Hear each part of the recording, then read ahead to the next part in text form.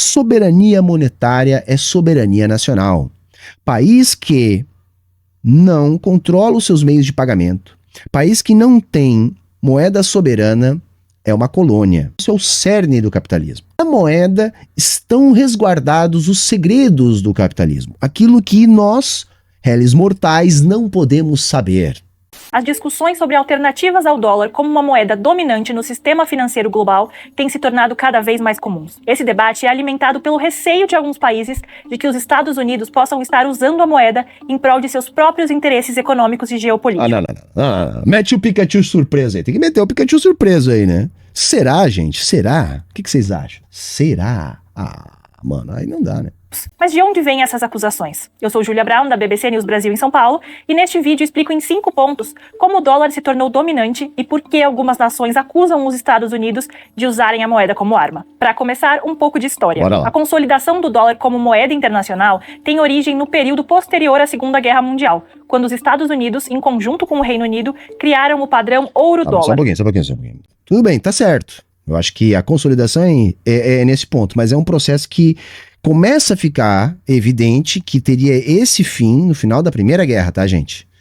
Porque os Estados Unidos saem da Primeira Guerra como o grande credor mundial, para lá migra, né, as reservas de direito em ouro na maior parte do mundo. E vamos lembrar que antes da Primeira Guerra Mundial, o padrão ouro era o que imperava, perfeito? Isso era possível, mesmo que o ouro já não pautasse, né, a emissão monetária no mundo inteiro. E aí eu gosto muito da tese de um cara chamado Barry Eichengreen, que até é um liberal, mas ele consegue uma explicação que tem um fundo na materialidade, que é aquela ideia de que apesar do mundo pré-Primeira Guerra ser um mundo onde a moeda padrão para as trocas internacionais era a Libra, da Inglaterra, havia um acordo tácito entre os principais bancos centrais da Europa, que eu sempre me esqueço exatamente qual é a expressão que ele utilizava em inglês, mas significa alguma coisa como sistema de confiança e parceria, uma coisa nesse sentido.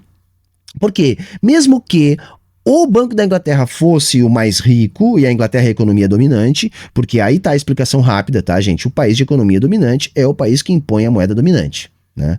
Em todas as fases do capitalismo, a gente tem essa mecânica, essa dinâmica. Mesmo que a Inglaterra fosse dominante, não havia tanta disparidade, né, naquilo que a gente pode aqui didaticamente chamar de tesouro nacional, né, de produto nacional. Então os países conseguiam fazer um ajuste, né, sempre manipulando a taxa de juros, né, a ser cobrada pelo Banco Central, a fim de manter um equilíbrio nas economias europeias que já tinham lá uma divisão, uma fatia do mundo para exercer o seu imperialismo. Isso vai ser bagunçado com a Primeira Guerra Mundial, que foi um choque entre imperialismos. E depois da Primeira Guerra Mundial, nós simplesmente não conseguimos mais recompor esta mecânica baseada numa moeda ouro. Então se quebra essa dinâmica de parceria, de confiança, porque o elemento que organizava isso era o tamanho da diferença das economias, que ficou muito dispar, tá? Depois da Primeira Guerra. Reparem, as potências capitalistas vão tentar, desde o final da Primeira Guerra até o final da Segunda Guerra, reconstruir o padrão ouro da moeda. Perfeito? E isso não vai ser possível. Então, a não reconstrução do padrão ouro da moeda foi demandada pelos capitalistas, mas o próprio capitalismo impediu que essa demanda fosse suprida. Perfeito? Mas vamos ver aqui o que ela vai dizer daqui para frente. A decisão foi tomada pelos chamados Acordos de Bretton Woods, que definiram que cada país seria obrigado a manter a taxa de câmbio de sua moeda congelada ao dólar, com uma margem de manobra de mais ou menos 1%. Já a moeda norte-americana estaria atrelada ao valor do ouro em uma base fixa, que era de $35 por 31 gramas de ouro. Isso foi necessário, gente, porque basicamente todo o ouro estava nos Estados Unidos. Saca? Eles já vinham tentando algumas coisas, do tipo criar, em vez de ter uma moeda padrão ouro, ter uma moeda padrão lastro ouro. Não me lembro se era exatamente essa a expressão, mas basicamente o que significava isso? Na época do padrão ouro, cada moeda, né, cada cédula, valia, né, uma determinada quantia de ouro, né, que era especificado. Então, tinha lá uma fração de grama de ouro, ou de prata, podia ser também, né, em cada cédula. Né? Teoricamente, lógico, ninguém fazia isso, né, mas em teoria você poderia trocar essa cédula por essa fração do metal precioso. O que é esse padrão lastro-ouro que eu estou chamando aqui? Isso era um sistema onde o Banco Central, ao invés de ancorar a sua moeda no ouro, porque na prática nunca foi assim, mas eu não quero entrar nessa seara. Para bem do argumento, em vez de ancorar no ouro a sua moeda, essa moeda ela era lastreada em uma moeda que fosse lastreada em ouro. Reparem, o grande problema, tá? E isso tá no entendimento que é necessário para que a gente consiga compreender para que servem os bancos. Os bancos não são meros atravessadores, gente, tá? Que pegam dinheiro de uns e emprestam para outros. Não é isso. Os bancos são emissores de crédito. Eles alavancam o crédito na economia capitalista. Né? E a economia capitalista ela depende do crédito para o investimento. O crédito é que gera o investimento, não a poupança. Tá? Então, o que acontecia? Havia uma demanda por crédito muito maior do que a capacidade de acumular ouro dos bancos centrais. Portanto, necessariamente deveria haver esse descolamento, percebem? Entre o volume de ouro dos bancos centrais e o volume da emissão monetária. Essa emissão monetária estava sendo demandada pelo capitalismo para tirar o próprio capitalismo de uma crise. E as crises do capitalismo sempre, tá, gente? Tá? Vamos entender isso. Isso é uma constante. As crises do capitalismo são sempre crises de realização do capital. O que significa dizer isso? Significa que mercadorias precisam ser vendidas. Mercadorias novas precisam ser vendidas. Vamos compreender o seguinte, o capital ele se reproduz na esfera produtiva, mas ele se realiza na esfera da troca. Percebem? Por isso que Marx é um crítico à lei de Sé.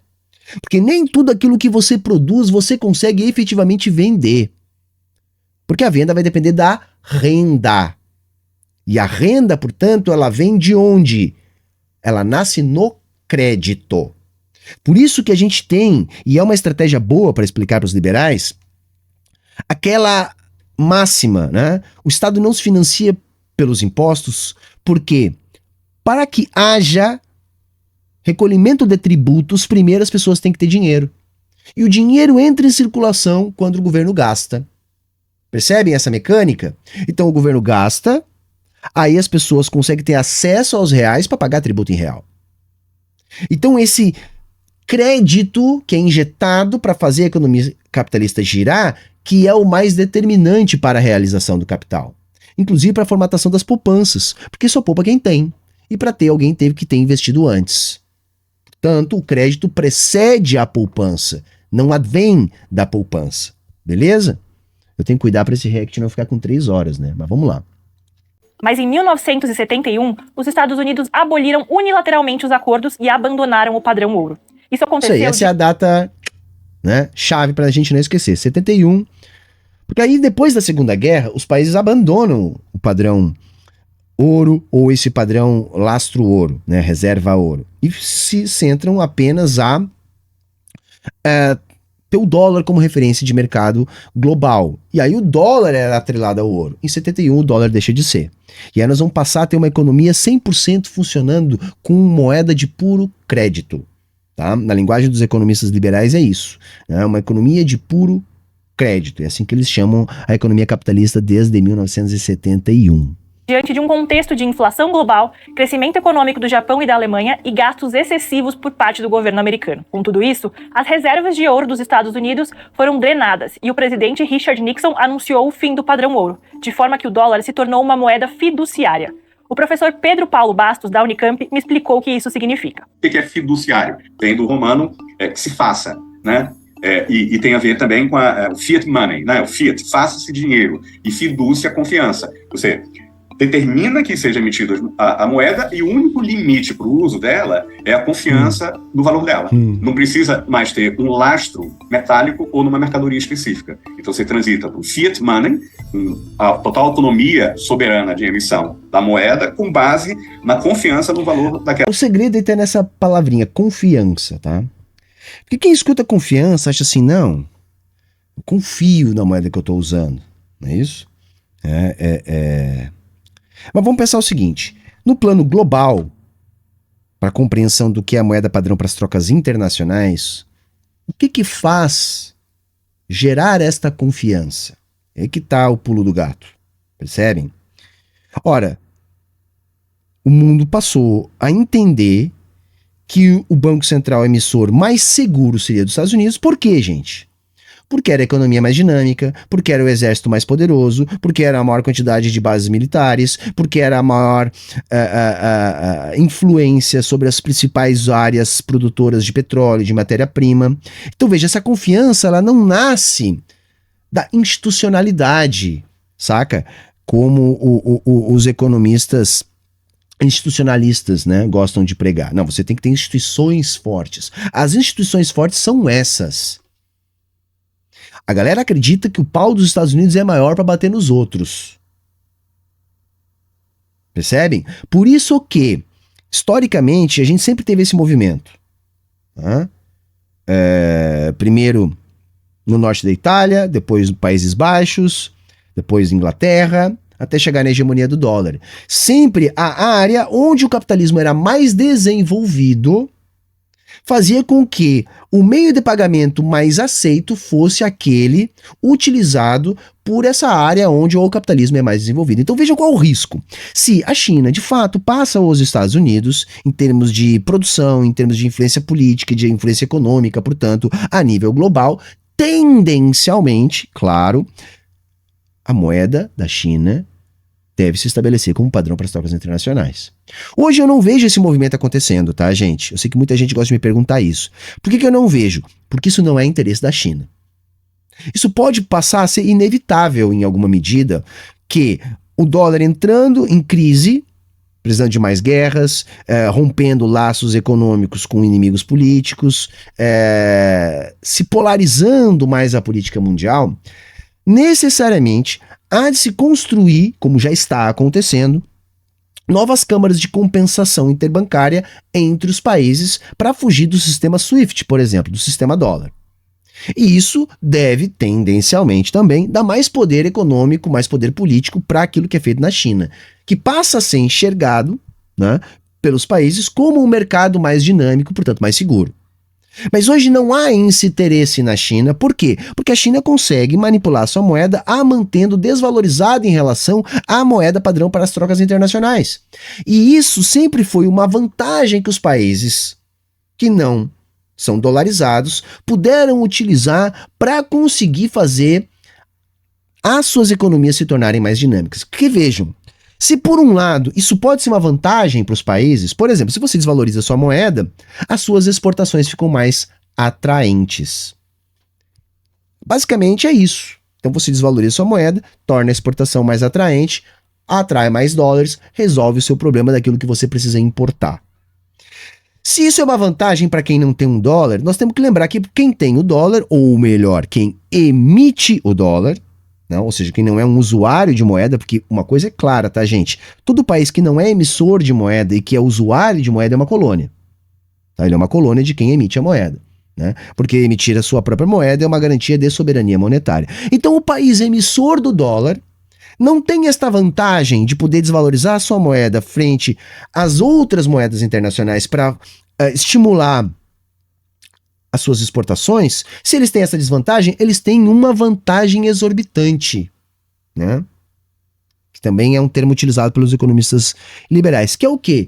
Todo o mundo demanda a sua moeda. Percebem? Então você não tem essa vantagem, mas você tem uma vantagem superior a essa. Porque você simplesmente pode emitir, né? Ou seja, você pode aumentar a sua dívida ad infinitum, né? Enquanto o mundo todo estiver demandando a sua moeda. Que é basicamente o que os Estados Unidos faz. Percebem? Basicamente é o que os Estados Unidos faz. No plano interno, esta questão da confiança, tá, que o professor está falando aqui, muda um pouco. Porque no plano interno, se nós pudéssemos escolher, né, nós não usaríamos o real. nós usaríamos uma moeda com mais poder de compra, penso eu. A questão é que nós somos obrigados a utilizar o real. Então não é uma questão de confiança, percebem? Nós somos obrigados a usar o real.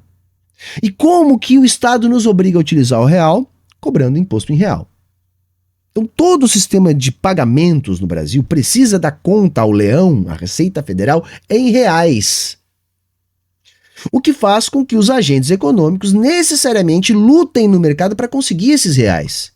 E aí então se tem esta confiança. Não é fácil fazer isso, tá, gente? Por exemplo, a Argentina não consegue se livrar da dolarização da economia.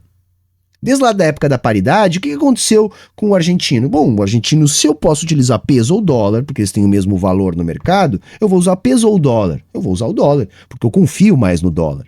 Percebem? Porque o país dominante globalmente é os Estados Unidos, etc. Então você já dolarizou a economia naquele momento. Desde então, todo o sistema de meios de pagamento, mesmo depois do fim da paridade, continua operando na segurança do dólar.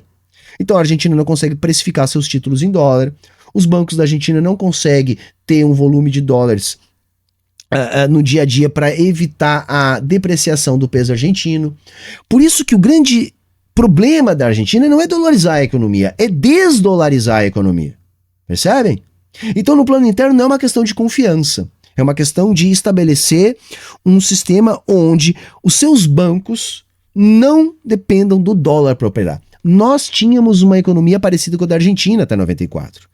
Ou seja, uma economia que não conseguia criar uma moeda própria. Nós tínhamos lá cruzeiro, cruzado, cruzeiro novo, cruzado novo, mudava.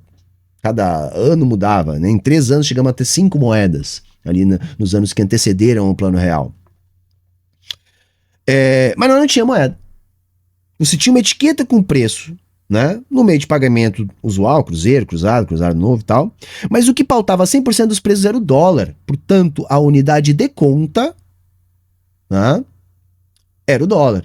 E de todas as propriedades da moeda, né, unidade de conta, reserva de valor e meio de pagamento, a mais significativa para determinar o que é moeda é a unidade de conta. Se você preferir, numa linguagem marxista, ainda que não seja exatamente a mesma coisa, é o mais análogo possível, o que a moeda é o melhor representante do capital, é o equivalente geral de valor.